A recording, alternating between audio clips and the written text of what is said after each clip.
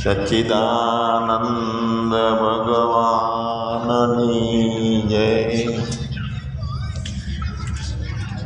સદગુરુનું કામ ભટકેલા મનની ભૂલો સુધારવાનું છે. ભટકેલા મનની બાવાજી ભૂલો રે સુધારજો. એટલે કોને થોડું ધીમું કરે? શુદ્ધતા, સૂક્ષ્મતા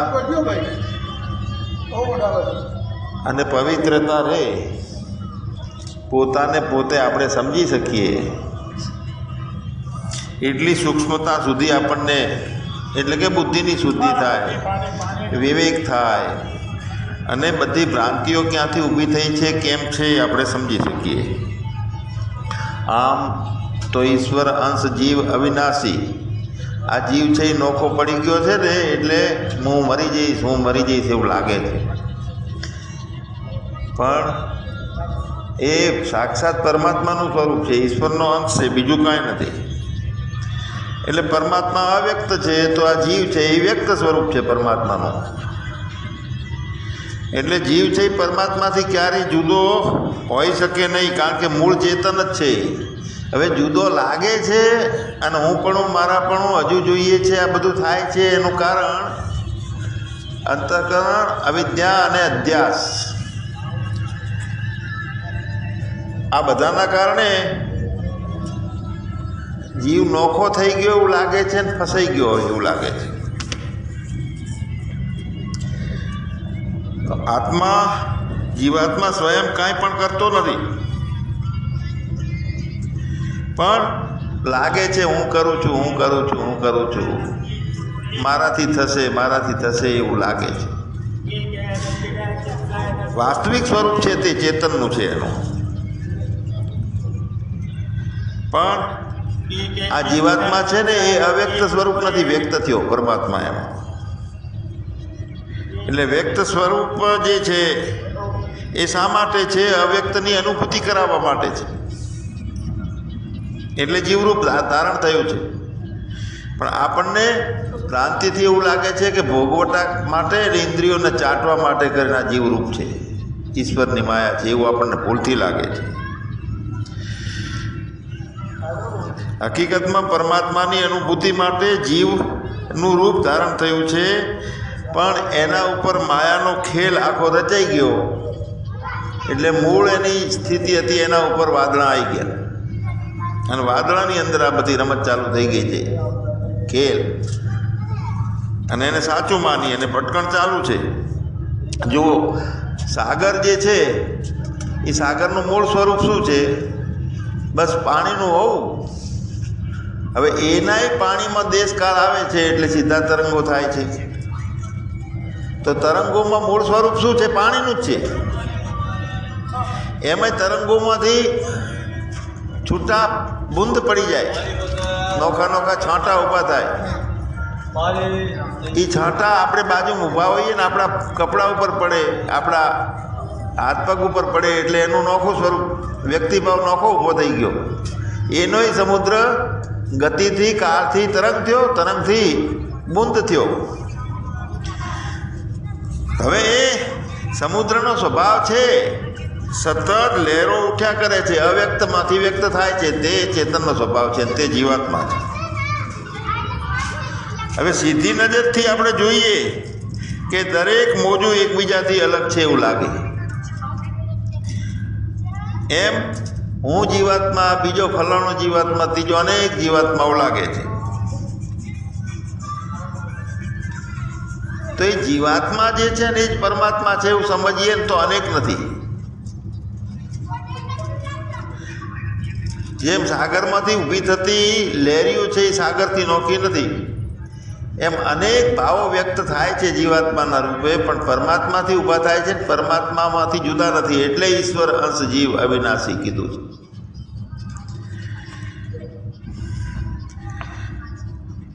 તો જેટલા અવ્યક્ત ભાવ પડ્યા છે એ અને વ્યક્ત થાય છે તે બધા ભાવો એક આત્માનો જ ભાગ છે, ચેતનનો જ ભાગ છે. પણ સાગર સદાય પૂર્ણ છે ત્યાં નદી નાળા સુકાય, સાગર સદા અપૂર્ણ છે તો નદી નાળા છલકાય.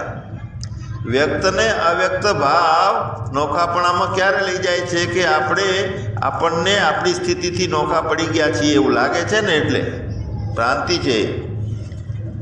હવે પૂર્ણ નિષ્ઠા છે, પૂર્ણ પોતાનામાં છીએ તો નદી નાળા સુકાય, એટલે કે જે સંવેદનાઓ છે, વ્યક્ત ભાવો છે, જુદાપણું છે, હું તો મારાપણું છે, અવિદ્યા છે, આ બધું સુકાઈ જાય. એટલે કઈ ભ્રાંતિઓ તોડવાની છે? બેપણાની ભ્રાંતિઓ ખાસ તોડવાની છે. જ્યાં દેશ અને કાળ આવે છે એટલે બધા નિયમો લાગુ થઈ જાય છે. પોતે પોતાને અલગ સમજે છે. જ્યાં દેશ કાળ અને આવતા નથી અથવા આવેલા ખલાસ થઈ જાય છે ત્યારે પોતે પોતાનાથી બીજો ના સમજી શકે. એટલે કીધું છે કે માયાએ પછી દેશ કાળ રચીને વૈચિત્ર તેમાં પૂર્યો. જેવો દેશ અને કાળ આવી જાય છે એવો અલગ નિયમો ચાલુ થઈ જાય છે કે હું અલગ છું, હું જન્મ્યો છું, એની વાય આ મારા છે, આ મને નુકસાન થયું, આનાથી ફાયદો થશે. આ બધી સમજો જે છે એ દેશકાળ લાગુ પડ્યા પછી ચાલુ થાય છે. જુઓ બાળકનું જીવન જુઓ તમે, જ્યાં સુધી દેશકાળ દાખલ નથી થતું ને ત્યાં સુધી ભય નથી હોતો, ભેદ નથી હોતો, ભ્રાંતિ નથી હોતી. એને તો જીવ છે, દેશ કાળ અને હું છું એટલે અસ્મિતા, આ ત્રણની અંદર ફસાઈ ગયો. દેશકાળથી ફસાણો અને પોતાના હોવ હું છું નોખો એમાં ફસાઈ ગયો છે. અને પછી એના ઉપર એક પછી અભ્રાંતિઓ, અવિદ્યા, અજ્ઞાન અને અહંકાર જાડો થતો ગયો, આવરણો ચરતા ગયા, નોખો જાતનો બનતો ગયો. આવરણ એટલે બનવું, નવું પડદા બનવા. હું દેહ છું, હું ભવાનસિંહભાઈ છું, હું જ્ઞાની છું, હું કલેક્ટર છું, નામ, રૂપ, જાતિ, સંબંધ આ બધું લાગુ ચાલુ થઈ ગયું, જીવ ભાવમાં આવી ગયું. એટલે જીવનનો આખો વ્યવહાર જે છે હવે જીવ ભાવમાં ચાલી રહેલો છે.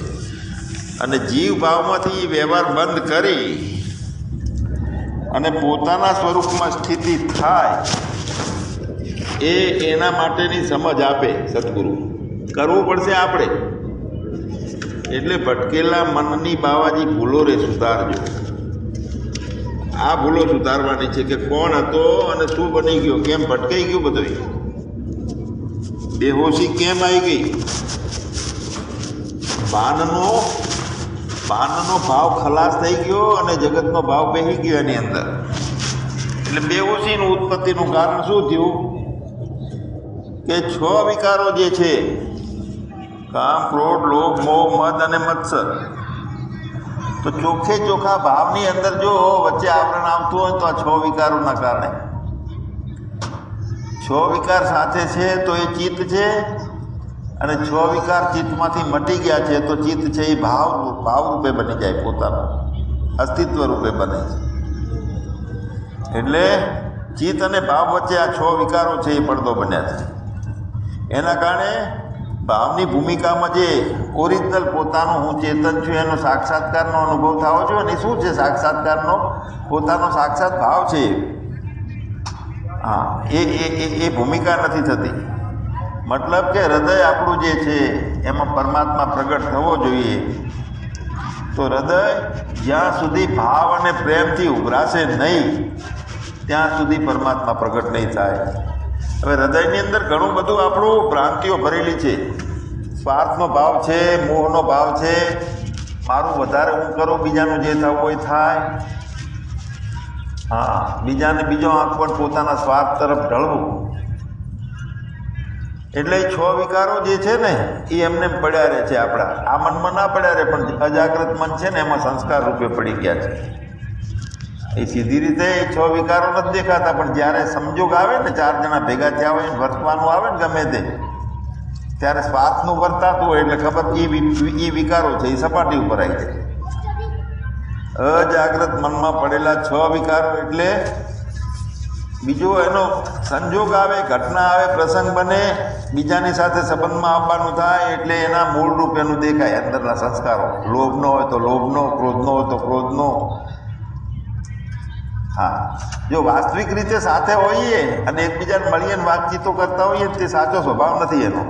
એ તો ખુશામતીઓ હોઈ શકે, કોલસને હોઈ શકે, પણ એની નજીક જઈએ અને એની સુગંધ મહેસૂસ થાય ને, ભાવ નહીં. સંબંધમાં આવવાનું થાય ત્યારે બહારની સપાટી ઉપર એના સંસ્કારો આવી જાય છે. આંખથી આવે, કાનથી આવે, નાકથી આવે, બધી રીતે આવી જાય. હવે આપણા ઉપર એ આવે છે પણ આપણને ખબર પડતી નથી. જાડી ચામડી નાખીએ કે મારામાં શું ભૂલો છે મને કેમ ખબર પડતી નથી. આ અસ્તિત્વનો નિયમ છે કે અસ્તિત્વ બધું પોતાનામાં લખે રાખે છે. ભાવ અને વિચારો અને સંસ્કારો બધું પોતાનામાં લખે રાખે છે. આપણને ખબર નથી. આપણે જે આપીએ છીએ ને પાછું મળે છે. જેટલું ઉદારતાથી આપીએ ને તો અનેક ગણો થઈને પાછું વળે છે, અને જેટલું સંકુચિત હોઈએ ને તો ત્યાં અસ્તિત્વમાં સંકુચિતતા લખાઈ ગઈ, બધી રીતે સંકુચિત જ થઈ ગઈ આપણે. એટલે આપણા સંસ્કારો આપણા પોતાને દેખાતા નથી. કેમ કે એ વખતે આપણી બેહોશી હોય છે. કોઈ પણ વિષય, કાં તો કામ, કાં તો લોભ, કાં તો મોહ, આ વધારે સપાટી ઉપર આવી ગયેલું હોય છે જીવનમાં. એટલે આપણા દુઃખનું કારણ બને છે. એટલે ભાવમાં ભાન રાખવાનું છે. ભાવમાં ભાન રાખવાનું છે. આ ભાવમાં પણ ભાન રાખવાનું છે. કેમ કે અભાવને મટાડવાનું છે. પણ ભાવમાં ભાન શેનું રાખવાનું છે કે અભાન ના થઈ જાય એનું. જો ભાવમાં ભાન ના હોય તો એ સપાટી પર આવેલો જે સંસ્કાર છે ને એ આવેશ બની જાય એનો, અજુગતું કરી નાખે. ક્રોધી હોય તો ક્રોધથી, લોભી હોય તો લોભથી, મોહવાળો હોય તો મોહથી, કામી હોય તો કામથી. જો પોતાના ભાવમાં ખબર પડે કે આ ભાવમાં ખોટું પહેે છે બધું, અંતરાત્મા તો પ્રત્યેક ક્ષણે આપણને જગાડે છે કે આમ ના કર, આમ કર, છતાંય આપણો સંસ્કાર છે એ પ્રમાણે વર્તાય કરે છે. એટલે જો ભાવમાં ભાન હોય તો કોઈ જાતનો આવેશ ના થાય, કોઈ જાતની વધારે ઘટના ઘટે નહીં મોટી. એટલે કે રહીનો પર્વત ના બને. ભાવમાં જો ભાન હોય તો હું ચેતન છું એ ભાવ રાખવાનો છે, એમાં ભાન રાખવાનું છે. હું જીવડો બની જાઉં છું વારે ઘડીએ. એટલે ક્ષણે ક્ષણે જાગૃતિ, અનકન્ડિશનલ અવેરનેસ, કોઈ પણ જાતની ઈચ્છા રહિત જાગૃતિ, પોતાના હવામાં જાગૃતિ. જો એ પોતાના હવામાં જાગૃતિની રૂપે જો જાગૃત જોઈ લઈએ આપણે, અને જ્યારે કોઈ પણ ગુણ સપાટી ઉપર આવ્યો હોય, કોઈ સંજોગથી કે કોઈના મિલનથી સંસ્કાર ઉપર આવી ગયો હોય અને વર્તવાનું થાય ત્યારે આપણી બ્રેક લગાવી શકીએ. જો જાગૃતિ હોય તો જાગૃતિપૂર્વક જોવાય કે હું ક્યાં જઈ રહેલો છું, શું કરું છું, કેમ આવી ભૂલ કરું છું. તો જો જાગૃતિપૂર્વક જોવાઈ જાય તો એ વિકારો જે હતા ને વિકારોનું શક્તિમાં રૂપાંતર થઈ જાય, અને એમાંથી નવી ઉર્જા મળી જાય કે હા મેં કામને જીત્યો, હા મેં મારા અંતરાત્માને જીત્યો, મેં મારા મને અજ્ઞાનમાં ના જવા દીધો. એટલે શું થયું? પોતાનો વિજય થાય ને એટલે ઉર્જાઓ જે દબાયેલી હતી ને એ ફુવારાની જેમ ઉભરાય. હવે આપણે કોઈ આપણા કામ, ક્રોધ, લોભ, મોહને જીતતા નથી ને એટલે વધારે મૂંઝવણીમાં પડ્યા છીએ. ઉર્જાઓ અંદર અલગ અલગ ચક્રોમાં ફસાયેલી પડી છે. પણ જ્યારે જીત થાય ને આપણી, હા, અજ્ઞાનીની સામે જીત થાય, પરિસ્થિતિની સામે જીત થાય, દુઃખ કે આફતીની સામે જીત થાય ને ત્યારે એનો ગર્વ થાય. એટલે શું થાય? એ આપણી અસ્મિતા વધારે જાગૃત થાય કે હા હું જ્ઞાની તરીકે છું. જ્ઞાની તરીકેની અસ્મિતા છે ને એ પોતાના અહંકારને ફૂલાવે ને અહંકાર ફૂટી જાય ને એટલે જ્ઞાન થાય. એટલે નવી ઉર્જાઓ ક્યાંથી મળે છે? જાગૃતિપૂર્વક આપણે આપણા શત્રુને જીતી લઈએ એટલે જે આનંદ થાય છે ને એમાંથી નવી જાગૃતિ મળે, નવી ઉર્જા મળે. અને નવી ઉર્જા મળે એટલે જે આપણું હોવું જે છે એ જ્ઞાનના રૂપમાં વધારે મજબૂત થાય હોવું. એટલે દ્રષ્ટા તદા દ્રષ્ટા સ્વરૂપે અવસ્થાનમ, પોતે દ્રષ્ટા પોતાના સ્વરૂપમાં સ્થિતિ પામી ગયો છે ત્યારે એ બહુ મજબૂત બને જાય છે, દુબળો નથી રહેતો. પછી એ ઘટનાઓ પર કાબૂ મેળવી શકે, ઘટનાઓ પોતાની અંદર પેસવા ના દે. જો ઘટનાઓની સાથે એકરૂપ થઈ ગયા જીવડા રહ્યા તો મોટો દુઃખનું કારણ ને ભવાટવી ચાલુ રહે છે. એટલે સાધક જે છે કોઈ પણ એ ઘટનાને ખાલી તરંગ બનાવી દે, કશું જ નથી, આ ખાલી ઉભરાય છે.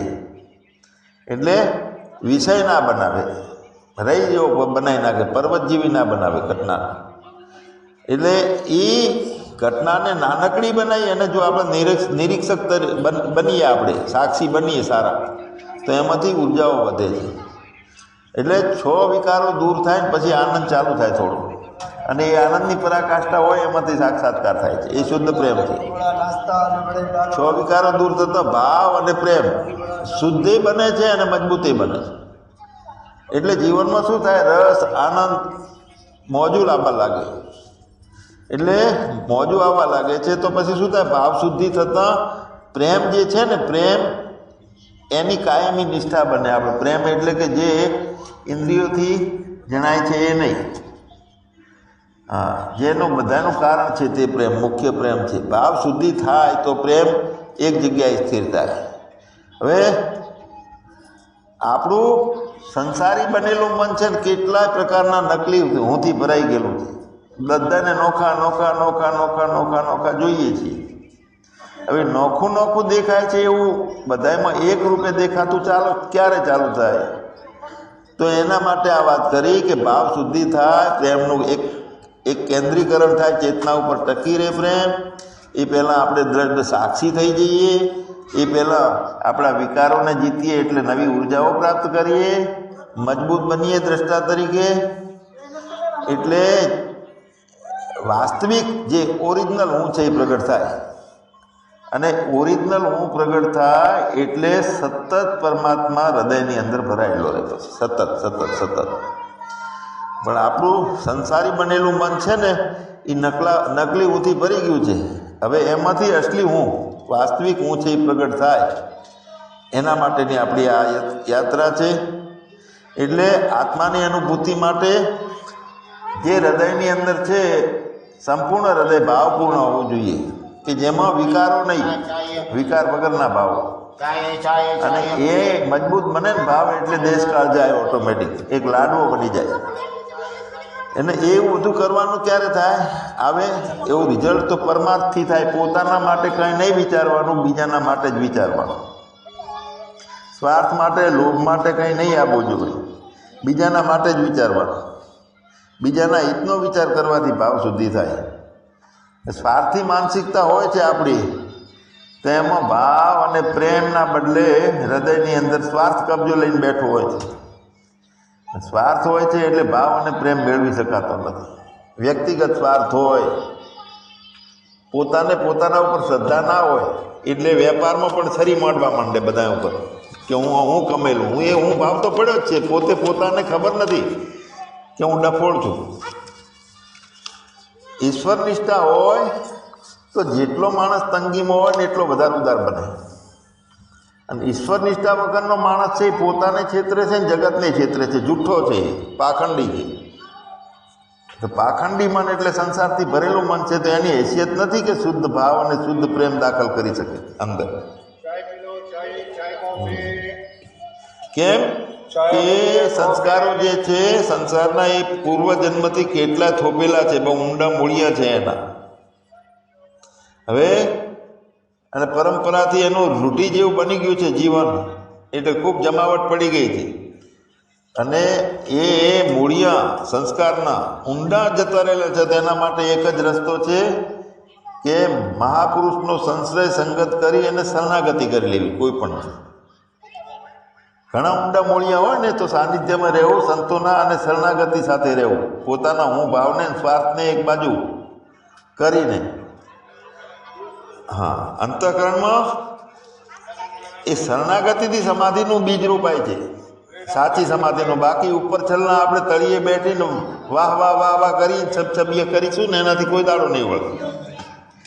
અંતઃકરણમાં પૂર્ણ સમાધાન થાય કે પોતે પોતાનામાં સહેજ ખલેલ પણ નથી, કે કોઈ પાપે નથી પોતાનામાં કોઈ જાત, ત્યારે એની સમાધિ થાય. અને એ વખતે દેશ અને કાળ અને અસ્મિતા એટલે પોતાનો હોવાનો, આ ત્રણમાંથી એકેય ના ડોકાય. પૂર્ણ સમાધિ લાગે એના માટે શક્તિ એકત્રિત કરવી પડે. શક્તિ એકત્રિત કરવા માટે 6 વિકારોને જીતી અને આનંદ મેળવવો જોઈએ. તો દેશ કાળ અને પોતાનું હોવું એ રહેતું નથી. પણ સમાધિ છૂટે છે એટલે હોવા પણ હું છું એ આવી જાય છે. એટલે હું છું એ શું છે કે જો જગતને ભ્રાંતિ નથી અને હું છું તો એ સાચો આત્માનો અવાજ છે અને અંતઃકરણથી વ્યક્ત થાય છે. સંસાર વ્યક્ત ના થતો હોય, પરમાત્મા વ્યક્ત થતો હોય તો હું છું એમાં પણ સમાધિ જ છે. હા, એટલે આપણું ઉર્જાઓ જે છે ને ક્યાંક ને ક્યાંક દબાયેલી છે, કાં તો લોભમાં, કાં તો કામમાં, કાં તો મોહમાં.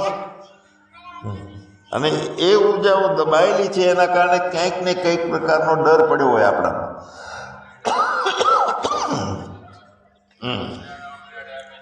એટલે ડર પડ્યો હોય છે ને એટલે એ વસ્તુ બહારના આંબા દેવા માટે કરીને એ વસ્તુ દબાવીએ. લોભને બહારના આંબા દેવો, કાં તો કામી માણસ હોય ને એને ડર હોય સેક્સનો, પછી એના ઉપર દમન કરે. એટલે દમન કરે અને પોતાનું વાસ્તવિક જીવન છે ને એના બદલે નકલી જીવનમાં ઘડીક થાય જતો રહે. એટલે પોતે જ્યાં સુધી એને એ વસ્તુ મળે નહીં ત્યાં સુધી એને વાસ્તવિક જીવનનો આનંદ નથી એવું લાગવા માંડે. હવે આવી માન્યતાના કારણે પોતાની જે ઉર્જા નાડી છે, સૂર્ય નાડી, એ નાડી સાથે એને પોતાનો સંપર્ક ગુમાવી દે છે. એટલે જે બહારની ઉર્જાઓ આપવી જોઈએ, સમષ્ટિની ઉર્જાઓ આપવી જોઈએ, એ બંધ થઈ જાય છે. હવે જો એ ઉર્જાઓ સતત એ વ્યાપક અને ઋતુમ્બરા બુદ્ધિથી મળે છે તો એ સતત ઉર્જાઓ જો પોતે અંદર આપવા દે, કામી ના હોય, ક્રોધી ના હોય, સ્વાર્થી ના હોય, બધાને કોઈને દુઃખ ના આપતો હોય, ત્યારે એ ઉર્જાઓ ભરપૂર પોતાના અંદર ખેંચી શકે છે, મૂળ ઉર્જાઓ જે છે. હવે જો મૂળ ઉર્જાઓનો ભંડાર અંદર દાખલ થઈ જાય અને એ ઉર્જાઓ સાથેનું કનેક્શન થઈ જાય, એ પહેલાં દેશકાળ જતો રહેલો હોવો જોઈએ, ત્યારે જ થાય. તો પછી જીવ છે પોતે લીલા કરીને પરમાત્માનું જ અવતરણ છે એવું માની પોતે દ્રષ્ટા બની અને જે માયામાં જે કંઈ ચાલે છે, ગુણો ક્યાંથી છે, પાંચ મહાભૂતોનું શું થયું, જીવાત્મામાં કેમ અધ્યાસ થયો, કેવી રીતે છૂટે, આ બધી જે આખી ચક્ર ચાલે છે ને માયાનું, એ એક એક ચક્રને પોતાના રૂપે દર્શન કરી શકે. એટલે જ્યારે ઉર્જાઓથી જોઈન્ટ થાય છે વ્યક્તિ, તો એ વખતે કારણ શરીર એટલે અંદર બીજ રહી ગયેલું હોય કે હું દેહ છું, એ ભૂમિકાથી પણ પર જવું પડે, માયાથી પર ઉઠી જવું પડે છે. તો પ્રકૃતિ પરમાત્માની બનાવેલી છે, શાશ્વત છે, પણ પરિવર્તનશીલ છે એવો આપણને ખ્યાલ છે. એટલે હું પરિવર્તનશીલ નથી અને પ્રકૃતિ પરિવર્તનશીલ છે. એટલે દ્રશ્ય માત્ર બધું જે કાંઈ છે એ પરિવર્તનવાળું છે. હવે જો પ્રકૃતિની પકડમાંથી છૂટાય તો પ્રકૃતિના રહસ્યો આપણા પ્રગટ થાય, અને એ પણ ભરપૂર ઉર્જાઓ હોય, એના સિવાય બીજું કશું જ ના હોય તો. અને પછી એવો દ્રષ્ટા જામી ગયો, એવો ભૂમિકા થઈ ગઈ કે એને કોઈ પદાર્થ કે કોઈ દ્રશ્ય કે કોઈ બાર કે કાંઈ બીજું એવું કાંઈ રહેતું નથી. જો બારે દ્રશ્ય નથી તો પછી દ્રષ્ટા પણ નથી રહેતો એમ. એટલે દ્રષ્ટા દ્રશ્ય દર્શન મટી પરિણામે પરખાયો. તો કેવો છું પરિણામે? ચિદાનંદ રૂપ શિવોહમ શિવોહમ. અને એ આત્મતત્વ પ્રકાશિત થઈ જાય છે ગુરુના સાનિધ્યમાં. એટલે બધી ભ્રાંતિઓ ટળી જાય છે કે હું અસ્તિત્વથી નોખો છું. અને છેલ્લો અવરોધ એ જે છે કે બધે એકાત્મતા. તો પ્રભુ આપો એકાત્મતા મને, મારું જીવન સુગંધી બને. આવા ભટકેલા મનની બાવાજી ભૂલો રે સુધારી. એના માટે આ ઈશારા છે શબ્દોના માધ્યમથી. બાકી પોતે પોતાની અંદર રહેવાનું છે ને ભ્રાંતિ એ પોતે પોતાનાથી તોડવાની છે. સચ્ચિદાનંદ ભગવાનની